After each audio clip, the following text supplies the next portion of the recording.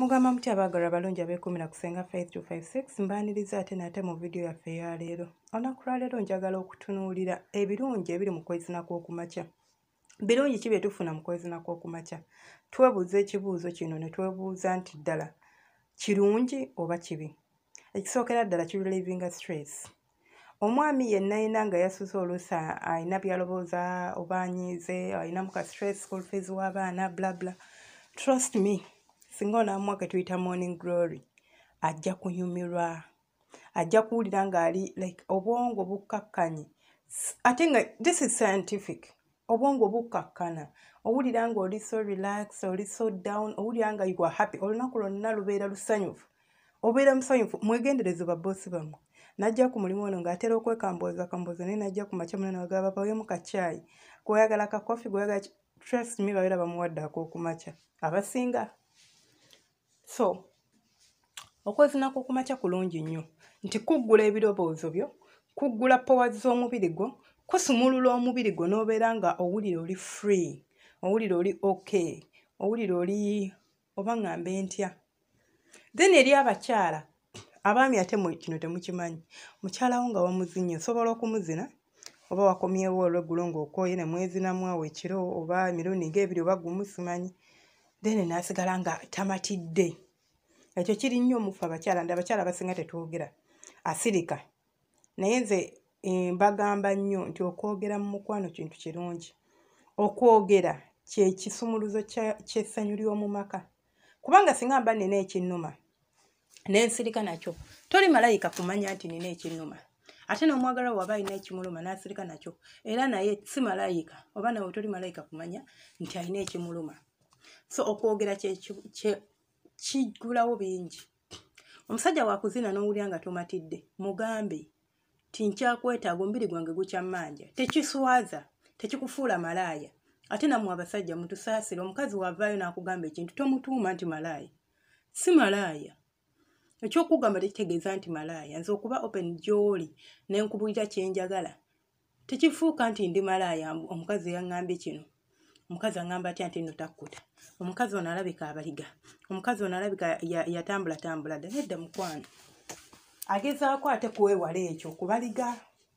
Kuba singa tomuwuliriza nga omutwala n'omukomya nga mu kkubo, ajja kufuna anaamutuusa gy'ayagala. Ate bw'anaamufuna either ajja bbagattika oba gw'ajja kulekawo. So appreciate oba musiime nnyo omukyala avaayo n'akubuulira. So mbadde nkyadda ku mulamwa gwaffe. Singa oba omuzinyi ekiro nakitaggwa, ku makya ng'abadde akyalinamu akayontayoonta ako n'okamumalako, olunaku lujja kusiiba lulungi. Ajja kutegekera akamere, olunaku lwe lusiiba lulungi. Lusiiba asiba ali so relaxed, asiba ali awulira bulungi, asiba ali fine, asiba oba simanyi oba musobola okutegeera eyo feeling. Kino wenkyogerako omuntu akikola amanyi kitegeeza. Sigambye nti buli lunaku kisinziira, ate kasekisi k'okumakya tekabeera nnyo, luuti omu luuti bbiri, ne kaluuti akamu kamala. Kuba muba mugenda mwine byokkola mugenda kukola, temulina budde bwezina kuddiŋŋanamu. Ne mumala okwezina ne mugenda ne munaabako, ne mujja ne munywa ka breakfast kammwe, ne mwambala buli omu n'akwata agage. Kizimba omukwano mu maka, kikuuma essanyu mu maka. Abantu be mulaba abo abawangaala ne beeyagala emyaka na mwaka, mumukanyagamba ye lwaki abantu abo tebaawukana. Banaye mukwano gwe balinga abakeera, naye banaye olizo ga beekwanyejjo. Mukwano si baba nti beekwanyejjo, naye bamanyi ebintu ebikuuma omukwano. Abaganda bamanyi okugamba nti ekisenge ye kkooti y'omu maka. Ekisenge kye kitereka ebyama by'omu maka. Ekisenge ekyo ly'essanyu ly'omu maka. Kyova olaba era omusajja bw'oba nga akantu ko tekakola bulungi, obuzibu bwonna butandikira eyo, ate onaamweyambulirawo okubitegeera. Omukyala bw'oba nga oli na bukalu era obuzibu bwonna butandikirawa eyo. So mikwano gyange, tugezeeko okuba nga tukola ekintu kino kubanga kiyina bye kituyamba health wise oba mu mbeera yaffe ey'obulamu. Kiyina kye kituyamba mu mbeera yaffe ey'obwongo, like mental health, okubeera ng'olowooza bulungi. Kiyina kye kituyamba okubeera nga tukiipinga embiri gyaffe nga giri fit instead of ogenda nti kangende enkajjuzi omuntu akedde ku makya n'atuuyanira ku munne mwena ne mufulumya entuuyo bw'okimanyi nti kiba kikuyambyeko okufulumya obukyafu obuba bubadde mu mubiri gwo kubanga tukimanyi nti through sweat oba entuuyo zino bwe zifuluma mu mubiri gwo ofulumya obukyafu okubukubaamu so kikuyambako okuba nti olina ky'ofulumizza ku makyago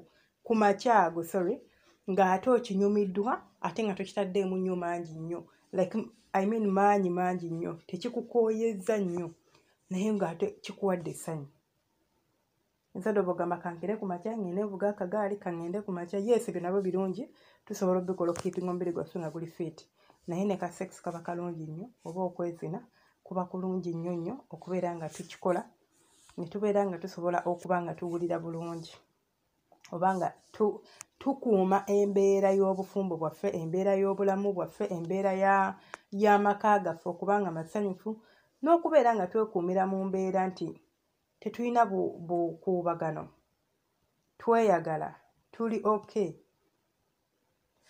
kale mikwano gyange temwerabira subscribinga temwerabira kulikinga temwerabira commentinga gwe wena alina kyoyagala okwongera ku vidiyo eno nkwaniriza okuba nga osobola okiteeka mu comment section amagezi muliro gakugwako gakimiwa neiba so osobola okwongerezaako ate naawe oba olina kyoyagala okuwabula naawe sikulinako buzibu osobola okunyamba n'ompabula nonga senga wano oyogedde bwoti naye tekiri bwekiti kiri bwekiti ne bwekiti then mbaagala nnyo basubscriber bange banaye mu nsonyiwa okuba nga mbadde sikya uploadinga content sibadde bulungi naye nakyerera ekisija kyangwamukko naye alhamdulillah kati ndi fine so munzikirize enkome wano olwaleero mbaagala nnyo temujjanga okwo mwekuumire ku channel yaffe eno eŋŋanzi sharinga vidiyo eno etuuke ku munno atali ku mukutu ate naye bw'aba agifunye musaba ajje asubscribinge kuba channel yaffe eno kuliko bingi ebyokwebuulirira tuteekako eddagala tuteekako emisomo eby'omu kisenge birungi era ojja biyigirako gw'alina ekibuuzo ng'olina kyoyagala okumbuuza osobola okuyita ku +256 785 40 2860 ennamba eno togikubako kuba ne bonaagikuba sinze ngikwata just nsindikira message ku WhatsApp ng'olina kyoyagala okumbuuza olina kyoyagala nkunnyonnyolemu olina kyoyagala okwogerako nange ate naye nkusaba kuba ennaku zino bambi ndi bize nnyo era mfissa akadde nembatirayo content bw'oba onsindikira message n'endwawo giddamu tonyiiga n'ogamba senga lwaki aluddewo okudda message yange nagisindisa edda mba bize mukwano ennaku zino simanyi eyo gye binajja kuba omulimu gumpuba naye nga nina okukola of course mukimanyi so mba njagala obeere understanding oleme biteeka mu feeling oninde wenfuna akadde mba nsobolera okuddamu temujjanga okwo